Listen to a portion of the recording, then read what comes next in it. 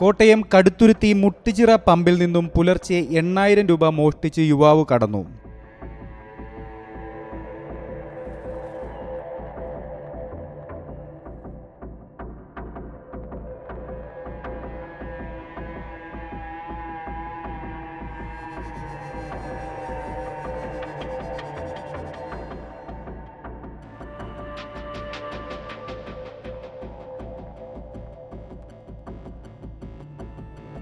മുട്ടുചിറ ഭാഗത്തു നിന്നും ബൈക്കിൽ ഹെൽമറ്റ് ധരിച്ചെത്തിയ യുവാവാണ് മുട്ടുചിറ പെട്രോൾ പമ്പിലെത്തി കുടിക്കാൻ തണുത്ത വെള്ളം ആവശ്യപ്പെട്ടത്.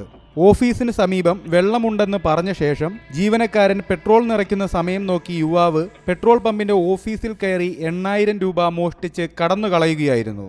തിങ്കളാഴ്ച രാവിലെ 5:45-നാണ് സംഭവം നടന്നത്. 2 ജീവനക്കാരാണ് ആ സമയം പമ്പിൽ ഉണ്ടായിരുന്നത്. മോഷ്ടാവ് ഓഫീസിനകത്ത് കടന്ന് മേശകൾ പരിശോധിക്കുന്നതും പണം മോഷ്ടിച്ച് പുറത്തേക്കിറങ്ങി ബൈക്കിൽ കടക്കുന്നതും CCTVയിൽ പതിഞ്ഞിട്ടുണ്ട്. കടുത്തുരുത്തി പോലീസ് എത്തി മേൽ നടപടികൾ സ്വീകരിച്ചു.